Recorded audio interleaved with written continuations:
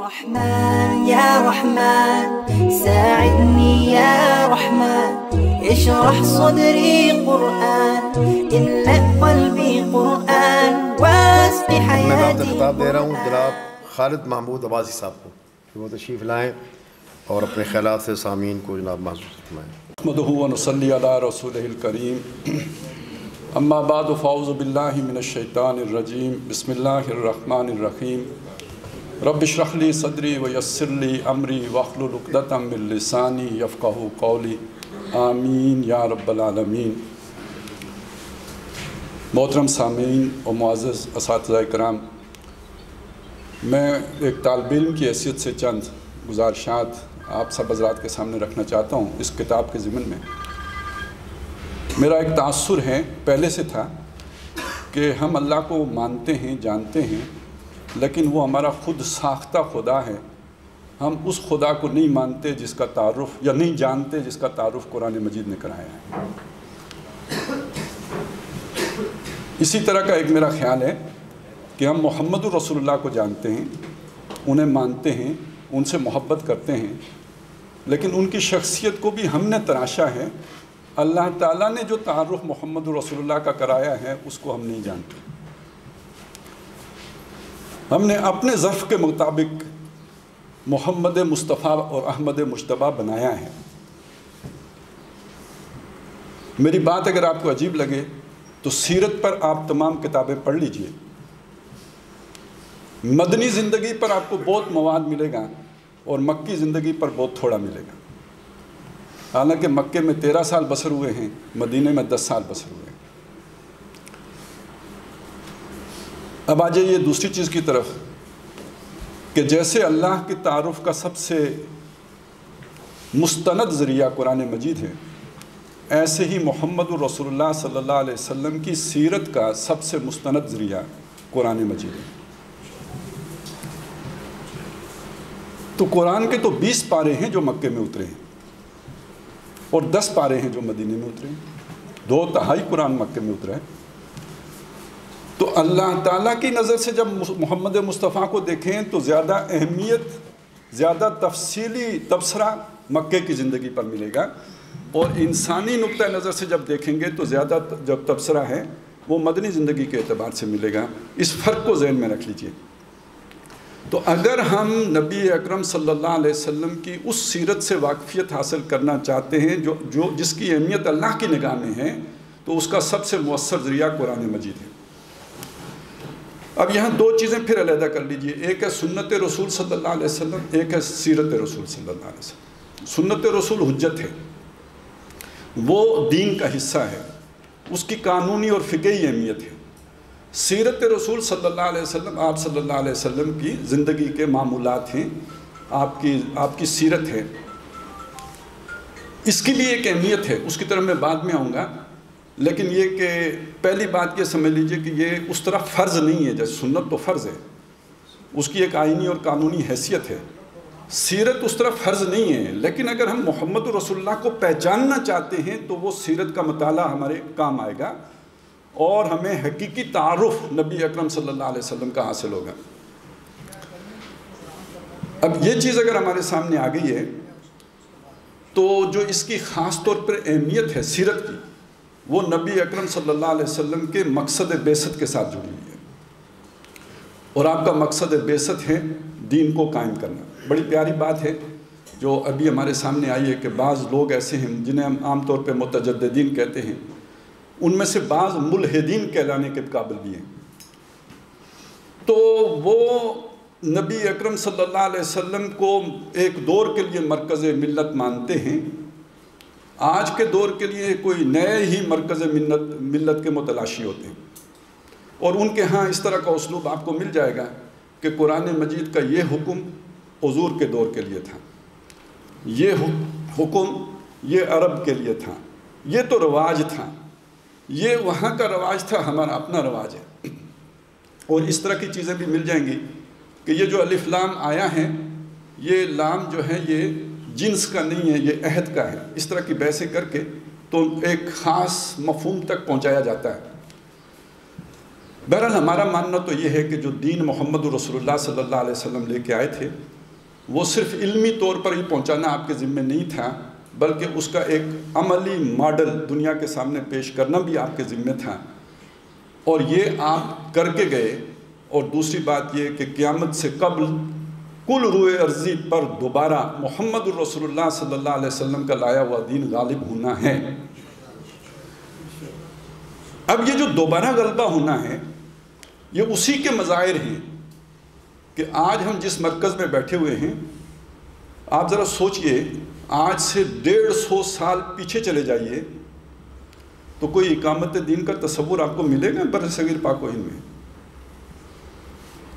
پوری دنیا میں ایسے ہی تو رونا نہیں رویا جا رہا تھا کہ پستی کا کوئی حد سے گزرنا دیکھے، اسلام کا گر کرنا ابھرنا دیکھے، مانے نہ کبھی کہ مد ہے ہر جزر کے بعد دریا کا ہمارے جو اترنا دیکھے۔ تو یہ تصور لوگوں کے سامنے آ جانا اور پھر اس شدت کے ساتھ آ جانا کہ دنیا کی جو طاقتیں ہیں، جو آج کے فرعون ہیں، انہیں پریمپٹیو میئرز لینے پڑیں، انہیں خطرہ محسوس ہو جائے کہ ہمارا نظام خطرے کا شکار ہو گیا ہے، اور یہ محض 100 سال کے اندر ہو جانا، یہ تاریخ انسانی گویا ایک بہت بڑا موڑ ہے جو مڑ رہی ہے، اور یہ الحاد سے اور کفر سے اور جاہلیت جدیدہ سے نکل کر واپس محمد الرسول اللہ صلی اللہ علیہ وسلم کی طرف انسانی سفر ہے جو جاری و ساری ہے۔ اور اس سفر کی امامت ان لوگوں کے ہاتھوں میں ہے کہ جو اقامت دین کا نعرہ لے کر، مشن لے کر، فکر لے کر کھڑے ہوئے ہیں۔ لیکن یہ کہ ابھی بہت کچھ سیکھنا ہے، بہت کچھ سمجھنا ہے۔ بہت اہم بات ہے جو اس کتاب میں آئی ہے کہ سیرت کا مطالعہ قرآن مجید کے ذریعے سے، مگر ترتیب مصحف کے مطابق نہیں، ترتیب نزولی کے ساتھ۔ اس لیے کہ اگر آپ نے سنت کی اہمیت سمجھنی ہے تو ترتیب مصحف کی اہمیت ہوگی، لیکن اگر آپ نے سیرت کو سمجھنا ہے تو پھر نزولی ترتیب بہت اہم ہوگی۔ صحابہ کرام کے دور میں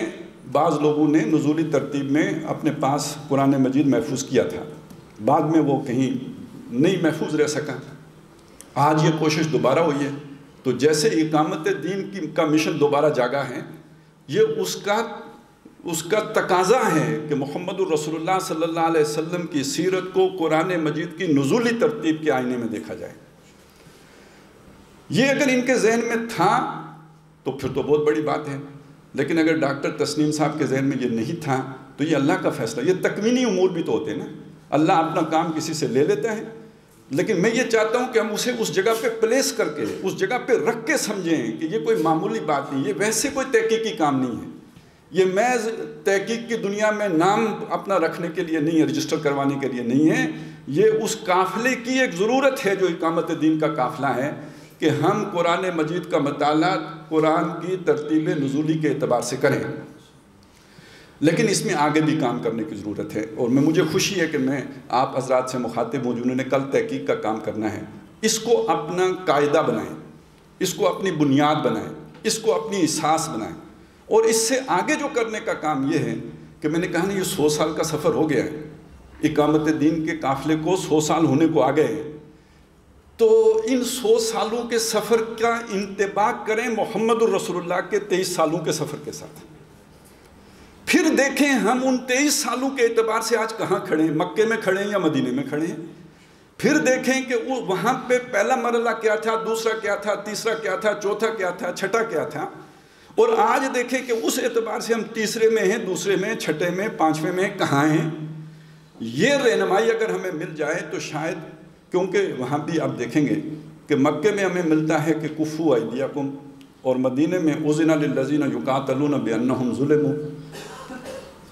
آج ہم بہت ساری سیرت کی چیزوں کو سنت پر قیاس کر کے مغالطے کا شکار ہوتے ہیں۔ جب ہم کہتے ہیں دین کامل آ گیا لہٰذا پورے پر عمل کرنا ضروری ہے، تو اس کا نتیجہ یہ نکلتا ہے کہ جب اس شے کو ہم، ایک حد تک یہ بات بالکل ٹھیک ہے، نماز بعد میں فرض ہوئی لیکن آج تو پڑھنی پڑے گی، پہلے دن ہی پڑھنی پڑے گی، زکوٰۃ مدینے میں فرض ہوئی، روزہ مدینے میں فرض ہوئے، لیکن اب اگر کوئی مسلمان ہوگا تو پہلے دن ہی رکھنے پڑیں گے۔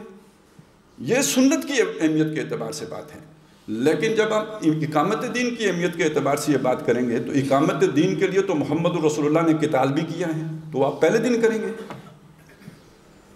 اگر پہلے دن کریں گے تو پھر وہ ہوگا جو ہو رہا ہے، پھر ضائع بھی ہوں گے، فساد بھی ہوگا اور نتیجہ بھی نہیں نکلے گا۔ یہ اہم عملی اعتبار سے بہت بڑی اہمیت ہے اس موضوع کی جو ڈاکٹر تسنیم احمد صاحب نے ہمارے سامنے لایا ہے۔ بہت بڑا احسان ہے جو تحریک اسلامی کے اوپر انہوں نے کیا ہے، اور جو نوجوان محققین ہیں اب ان کی ذمہ داری ہے کہ اس کام کو آگے بڑھائیں، اس میں حصہ ڈالیں اور اس کو جو ہے اس سطح پہ لے کے آئیں تاکہ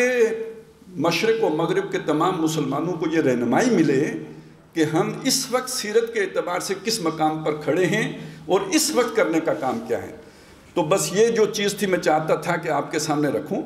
کہ سیرت نبی صلی اللہ علیہ وسلم کا مطالعہ کرنے کے لیے سب سے مستند کتاب، سب سے بہترین تعارف محمد رسول اللہ کا وہ ہے جو اللہ تعالیٰ نے کرایا